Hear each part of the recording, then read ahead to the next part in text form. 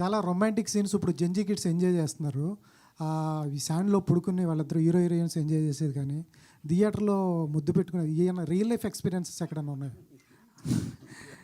అందరి లైఫ్లో ఉంటాయి కదండి, మీరు చేయరా? సేమ్ సి కోపం, ఏడుపు, romance, it's all part of life.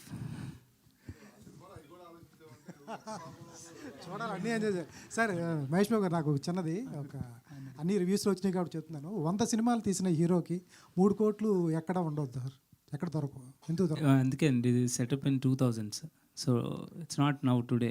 అవునండి, ఆయన ఓన్ ప్రొడక్షన్ కూడా చేశారండి, చాలా లాస్ అయ్యారు. అర్థం వల్ల 100 సినిమాలు చేస్తే డబ్బులు ఉండాలని అమితాబ్ బచ్చన్ గారు ఎన్ని చేశారండి. కౌన్ బనేగా కరోడ్పతి ముందులో ఆయన పరిస్థితి ఏంటి, చాలా లోకి వెళ్ళిపోయారు కదా. అలా పాతకాలంలో మనం కమెడియన్స్ ఉండేవాళ్ళండి, ఆయన పేరు పద్మనాభం గారు, వీళ్ళందరూ సినిమాలు చేసి చాలా నష్టపోయారు. చాలామందిని చూసాం అలా. ఈ 100 సినిమాల్లో సారు ఆ క్యారెక్టర్లో మీకు చూపింది ఏంటంటే 25 ఓన్ సినిమాలు చేశారు, చాలా దెబ్బతిన్నారు. అది మహేష్ గారు హియర్ అంటే సినిమాలో డైలాగ్స్ చూసుకుంటే అంటే త్రివిక్రమ్ స్టైల్ ఆఫ్ డైలాగ్స్ కానీ అంటే అవన్నీ చాలా బాగా కనెక్ట్ అయ్యాయి ఆడియన్స్కి. సో అంటే లాస్ట్లో అంటారు కదా క్లైమాక్స్లో, ముందు నాకు పేరు పెట్టావు, దాని తర్వాత నా పేరు నిలబెట్టావు అని. సో ఇలాంటి డైలాగ్స్ అన్నీ చాలామంది కనెక్ట్ అయ్యి ఫ్యాన్స్కి, ఎస్పెషల్లీ రామ్ గారి ఫ్యాన్స్కి.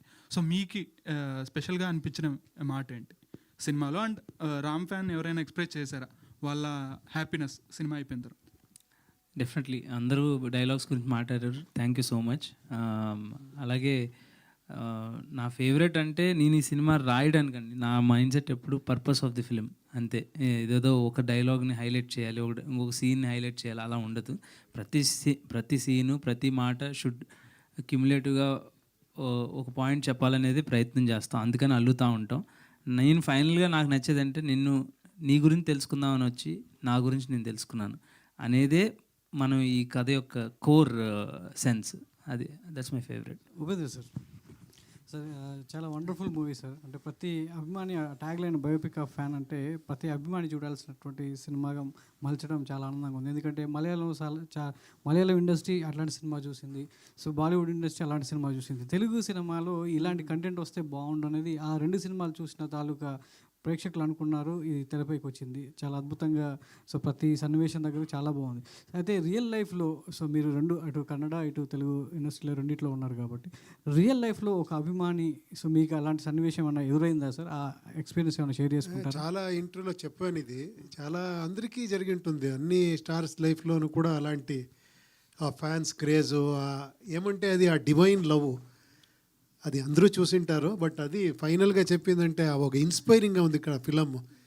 పడు లేసి నిలబడు అని, ఎన్నిసారి పడితే కూడా లేసి నిలబడే చాలా ఇంపార్టెంట్ అనేది బిగినింగ్లో స్టార్ట్ చేసి ఎండ్ రౌండ్ ఆఫ్ అలాగే చేశారు ఫిలంని. ఫస్ట్ డైలాగ్ ఇంట్రొడక్షన్లో ఆ డైలాగ్ వస్తుంది, ఇది ఓడమా ఇది గెలుపా అనేది. ఎండ్లో అదే వచ్చి ఎండ్ అవుతుంది. అది నాకు చాలా నచ్చింది ఫిలం. మీకెవరు మీ లైఫ్లో సో రియల్గా అభిమానించే ఎవరు సార్? ఆయన నుంచి ఎలాంటి మీరు మోటివేషన్ తీసుకున్నారు? సో ఇట్లాంటి డౌన్ అయినప్పుడు నేను ఎప్పుడూ తీసుకుంటూనే ఉంటాను. ఎలా అంటే నా ఏమంటే ఎప్పుడు బయటలో కూర్చోమంటారు, ఇంట్లో బయట. నా నాయనకి ఏమంటే ఎవరు వస్తే కూడా he feel so great about fans. 12 o'clock night వస్తే కానీ ఎప్పుడు వస్తే కూడా డైరెక్ట్గా లోపల తీసుకువచ్చి హాల్లో కూర్చోబెట్టి నేను ఎలా ఉండానో పట్టించుకోరు. రూమ్లో వచ్చి రా, ఏంటి నేను ఇలా ఉండాను రా, ఎవరో వచ్చారు ఫ్యాన్స్ అంట, ఫోటో తీసుకో అని. ఫస్ట్ నాకు నాయన ఇలా చేస్తావు నువ్వు, నాకు కొంచెం టైం ఇవ్వాలి కదా, వాళ్ళకి చెప్పాలి కదా, నేను డైలీ సండే మీట్ చేస్తాను కదా. తర్వాత నాకు ఎలా ఒక టీచింగ్ అయింది అంటే, నువ్వు ఏమైనా వాడు ఎప్పుడొచ్చినా నీ అహంకారం తీసి పారేసి రా బయటికి అనేది ఇండైరెక్ట్గా చెప్పేవాడిని.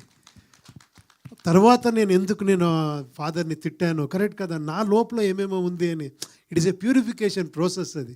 ఒక్కొక్క ఫ్యాను మీకు చాలా సరి వచ్చి సార్ ఇంకొక ఫోటో అంటారు మనకి. అప్పుడు ప్రాబ్లం ఇక్కడుంది, అక్కడ కాదు. అది పాపం లవ్లో ఇంకొక ఫోటో అంటారు. మనకేమో నా పక్కన ఉంటారు కదా వాళ్ళందరూ, సార్ తొందరగా వెళ్ళాలి. నేను వెళ్ళి అక్కడేం రూమ్లో కూర్చోవాలి కదా, ఇక్కడ ఇంకొక 2 photos తీసుకుంటే ఏంటి ఇప్పుడు అని. అలా అయిపోయింది నా ఇది.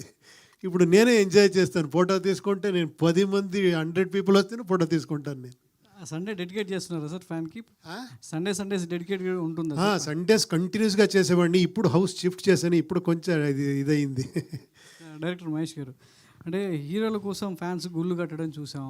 సో థియేటర్లో ఎలాగ సందడి ఉంటుంది. సో థియేటర్ కట్టడం అనేది ఒక అభిమానించేటువంటి ఒక అభిమాని హీరో కోసం, తన ప్రేమ కోసం ఒక థియేటర్ కట్టడం అనేది, అదే టైంలో సిమిలర్గా ప్రొడక్షన్ హౌస్ కూడా, సో మైత్రి వాళ్ళు కూడా సో అభిమానుల కోసం, సో వాళ్ళ హీరోల కోసం ఒక మంచి థియేటర్ కట్టడం అనేది ఒక సింబాలిక్గా మనకు కనబడుతుంది. సో ఆ పాయింట్ నుంచి కొంచెం చెప్తారా, అది ఆ థియేటర్ వెనకాల జరిగినటువంటి సంగతి?